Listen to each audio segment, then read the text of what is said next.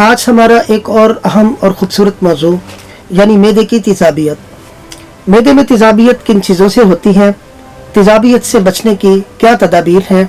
चलते हैं सर बाबर महमूद साहब की तरफ। शुरू अल्लाह के नाम से जो बड़ा मेहरबान निहायत रहम फरमाने वाला है। अस्सलाम वालेकुम व रहमतुल्लाह।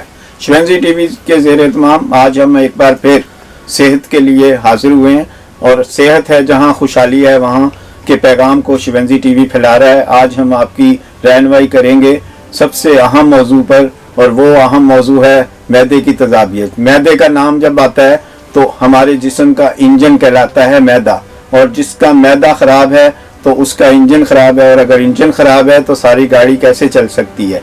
इसलिए मैदे की तेज़ाबियत जो है वो हम आज इस पे गुफ्तगू करेंगे, और इसमें सबसे पहले वजूहात है इसमें कि पानी की कमी का नाम मैदे की तेज़ाबियत है, और पानी की कमी जो है किन किन वजूहात से होती है हम इस पे आज रोशनी डालेंगे। सबसे पहला नंबर है कि पानी कम पीना, दूसरा नंबर है पानी फल सब्जी यानी इनको कम इस्तेमाल करना, और तीसरा नंबर है रात का खाना खाकर सोना, लेट खाना और लेट सोना।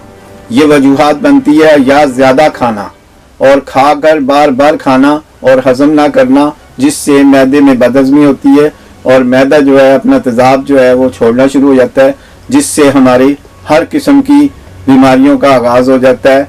यूरिक एसिड भी इसी से हो जाता है, खुश्की सिकरी भी इसी से हो जाती है, बाल गिरना भी इसी से हो जाते हैं, आँखों की बिनाई की कमी भी इसी से हो जाती है, और बेशुमार दूसरी बीमारियां भी इसी से मंजर आम पर आती हैं। और बालों का गिरना और गंजापन भी मैदे की तेज़ाबियत में मेन इशू शामिल है। आज हम मैदे की तेज़ाबियत का हल बताएंगे।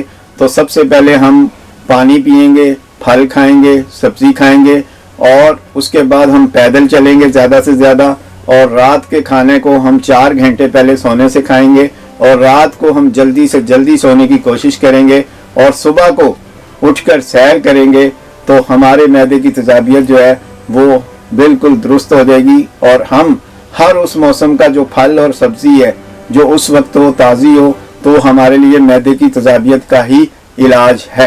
मोहम्मद अजमल तहसीन, शिवंजी टीवी। अगर आपको हेल्थ या स्किन के हवाले से कोई भी मसला है तो रब्ता कीजिए सर बाबर महमूद से।